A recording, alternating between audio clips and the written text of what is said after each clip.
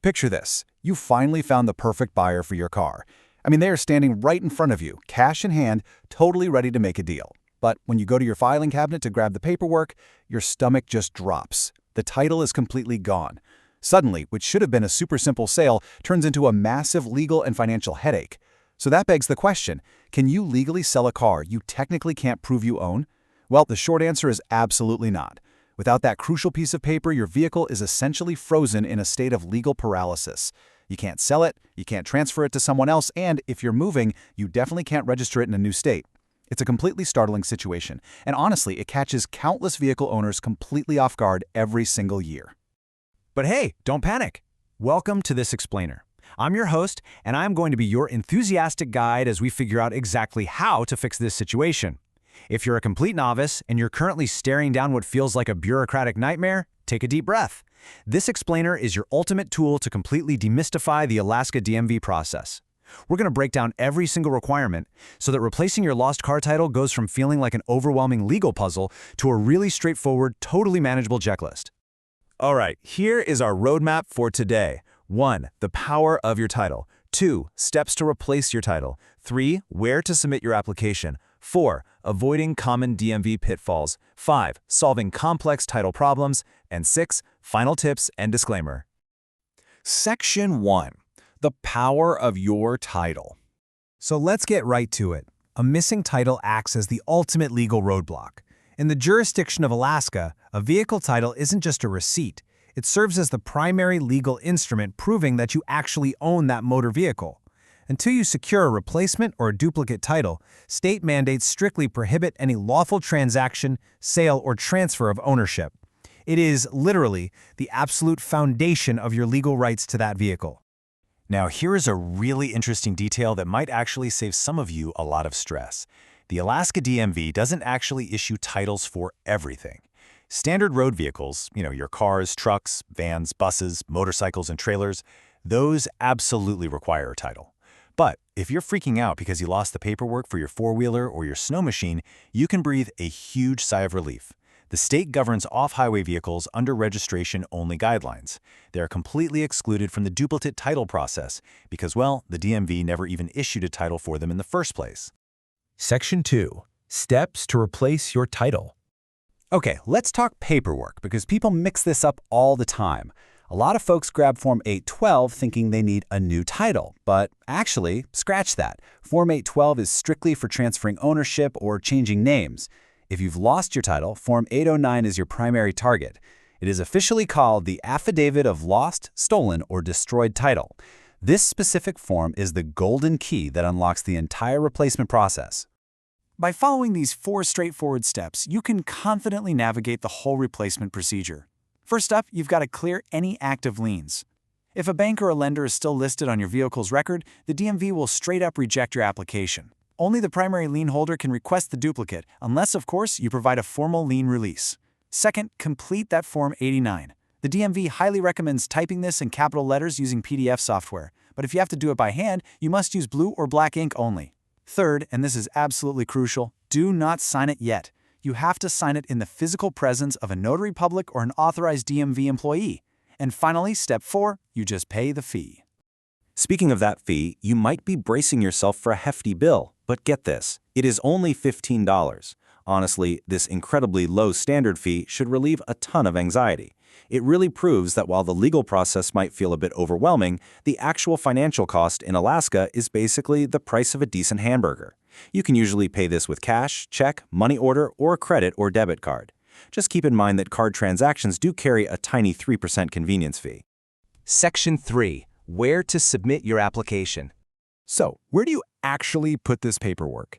You have 3 main submission options. The in-person walk-in is honestly incredible. If you bring a valid government ID and sign right in front of the DMV employee, you get a same-day, immediate print of your new title. It's hands down the fastest option. Now, if you can't make it to an office, you can always mail in the notarized form with a check or money order. Just be prepared to wait, because it can take up to 12 weeks for the title to arrive in your mailbox. Finally, for those living in remote Alaska, specifically more than 50 miles away from a DMV office, there's a really unique option to submit a handwritten petition. It still has to be notarized and include all your vehicle's identifying information, but it's a great workaround for rural residents. Section 4. Avoiding common DMV pitfalls. Think about this for a second. Imagine waiting 12 entire weeks for a mail-in title, only to get it bounced back to you because you crossed out a single letter. Ouch, right? The DMV has absolute zero tolerance for document alterations. Do not use whiteout. Do not trace over your letters. Definitely do not cross out mistakes. If you mess up while you're writing, you literally have to print a brand new form and start from scratch. And please, always ensure your signature matches your official ID exactly. I want to emphatically highlight the severe legal stakes here just to protect you. Form 809 is an affidavit, meaning you sign it under penalty of perjury. Do not, under any circumstances, claim a title is lost, destroyed, or stolen if you know exactly where it is. Like, if it's sitting safely in a deposit box across town and you just don't feel like driving to get it, go get it. Making a false statement on this official document is a serious infraction. It carries a maximum penalty of a $10,000 fine and up to 1 year in prison. The state takes this incredibly seriously to crack down on title fraud. Section 5. Solving complex title problems. Okay, let's look at some unique edge cases. Let's say you just moved to Alaska, but your car is still financed by a bank down in another state. That bank physically holds your title, right? The Alaska DMV handles this brilliantly by issuing an NTI, which stands for No Title Issued Registration. This completely allows you to legally register and drive your car in Alaska while they waive the standard title fees. A physical Alaska title just isn't generated until that out-of-state loan is fully paid off. But what if your situation is way messier? Like, what if you bought a classic barn-find car at a swap meet with a bill of sale but absolutely zero paperwork? Enter the bonded title. If you legally own the vehicle but have no title to prove it, you can purchase a surety bond. This is usually for 1.5 times the appraised value of the vehicle.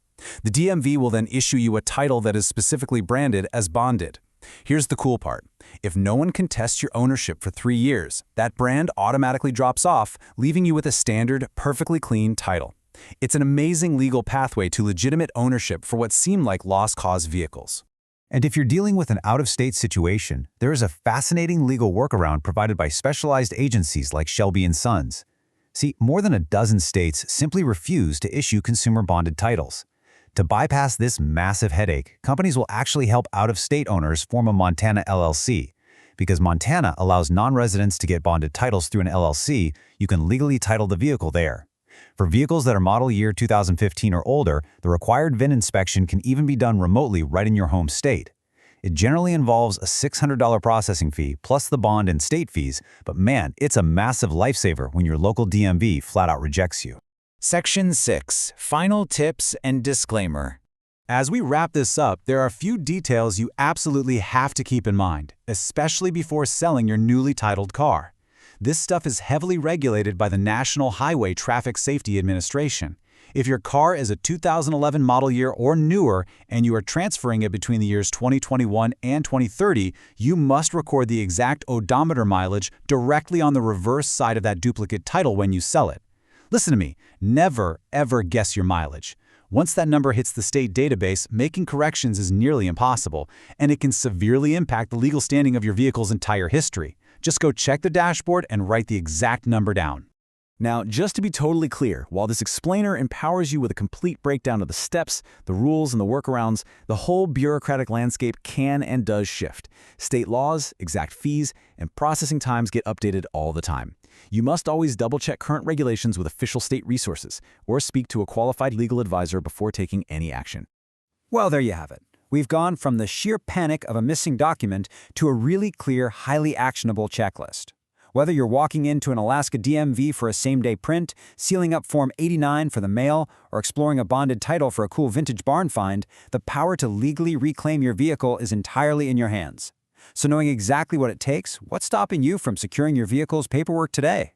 Thanks so much for joining me on this explainer, and good luck getting back out on the road.